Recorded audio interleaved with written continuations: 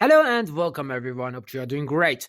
As professional BIM modelers, we need to be completely familiar with reference planes, reference lines, and model lines. And today, in this video, we're going to talk about the main differences in between these three concepts. We're going to begin our work with comparing reference planes and reference lines.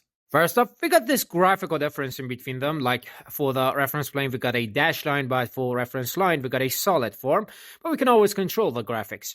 More specifically, from the Manage tab, you can open up Object Styles. Then, here from Annotations, you can control the graphics. Like currently, we have this green color for both of them, but the pattern is different. Or we can actually go with the same pattern for both of them. See? So basically what I'm trying to say here is that although graphics is the first difference that we mentioned here, it's not the main difference, because as you just saw, it is easily controllable. Now, as for another point, reference line is basically a line. In other words, it has a specific length, ergo, it could be controlled parametrically. To show you what I mean, we can select this and then up here, specify this parameter for it called, let's call it, for example, L. And from now on, we would be able to use this L parameter from here to control the length. However, when we're talking about reference planes, we're in fact talking about a plane, as you can guess from the name, an unlimited plane to be more exact. So, for example, you can't really define a length parameter for it. Now, as for our third point, which is extremely important, we could use reference lines for creating objects with parametric angles. All right, let me elaborate on this. We got this reference plane here, and I'm actually going to add another one. And now, let's say we want to have this object here with parametric angles.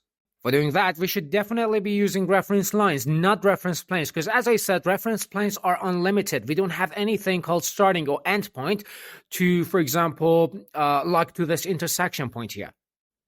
You know what? Let me just show this to you. I'm going to set this reference plane. And then no matter how many times I try, for example, pressing tab and locking this point to the intersection point, I won't be able to do so. So, as you can see, they aren't really useful when it comes to working with angles. However, let's try a reference line this time. Well, as I said, this is basically a line, so we have endpoints. We can press tab and select this, and lock it down however we like. Now we can easily set an angle here and then specify a parameter for it. Then we can always test the angles from here. And guys, because all the items are locked together by moving these reference planes, the lines would move accordingly. But this wasn't going to be the case if we were to use a reference plane here. Let me show it to you. Instead of a reference line, if I set a reference plane here, because we can't lock them down, when we move this one would be fixed up. So one more time, guys, when it comes to working on families with parametric angles, using reference lines is a necessity.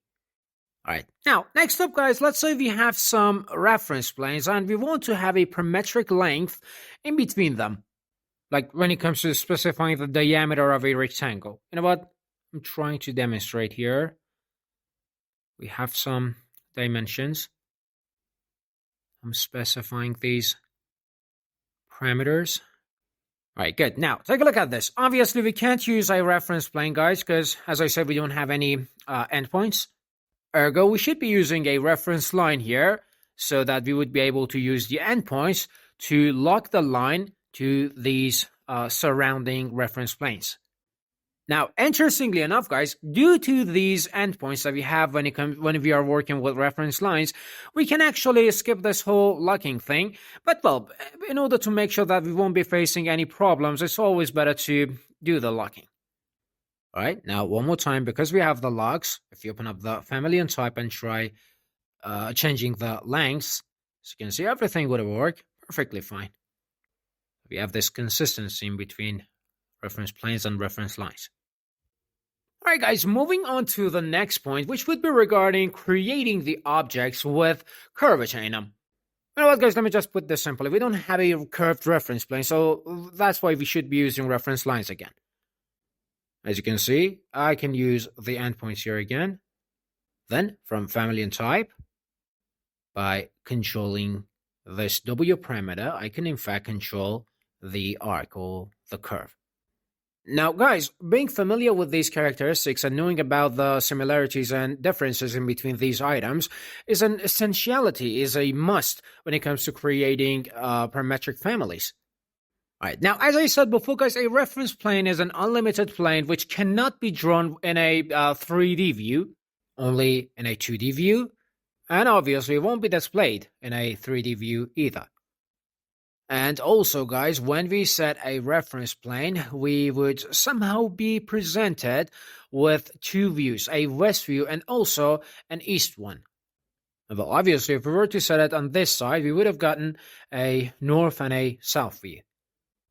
How about a reference line, though? Well, I'll be telling you, then I'll be demonstrating as well.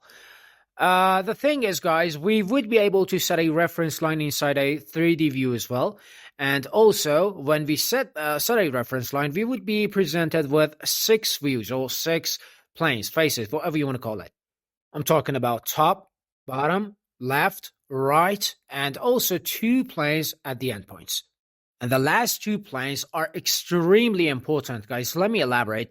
I'm going to set my work plane on, for example, this plane at this endpoint. And then if I try using extrusion, something very interesting would happen.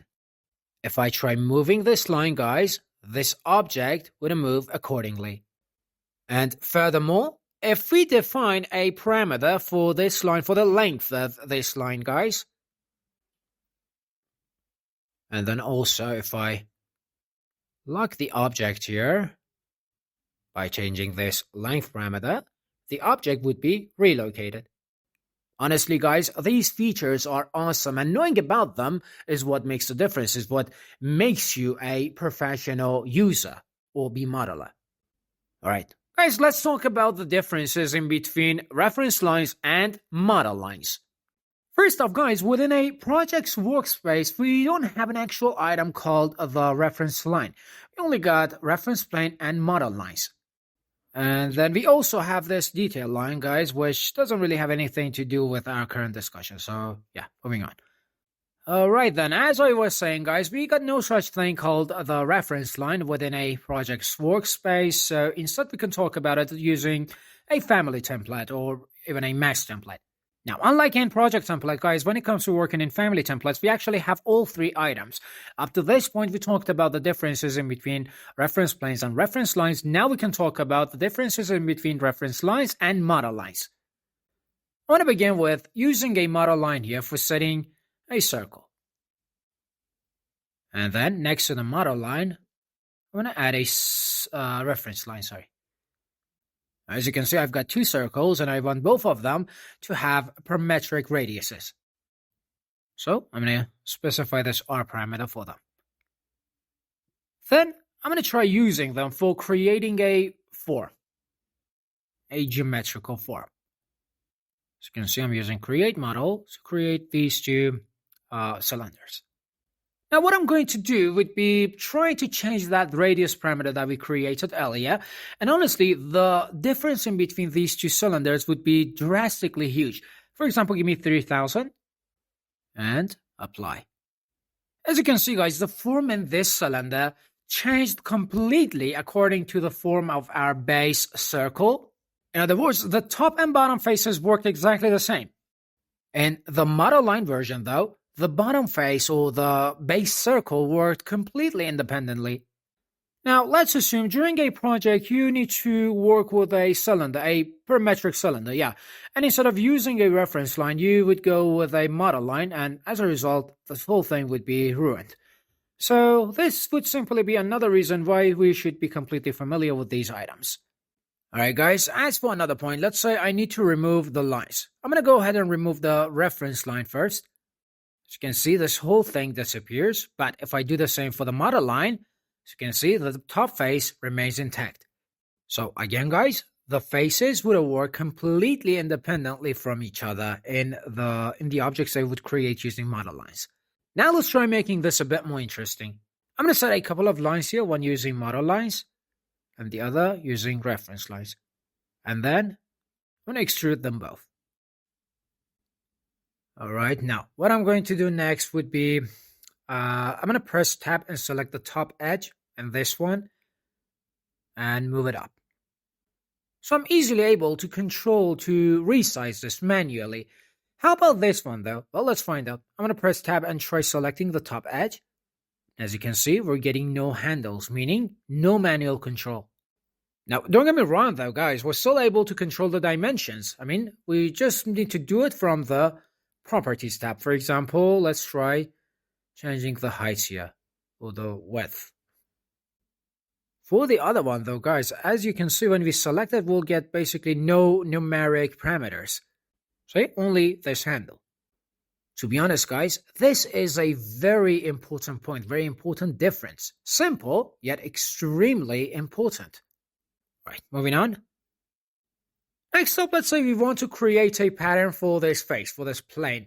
First, I need to divide it, and then I'm going to enter the current panel pattern-based family template.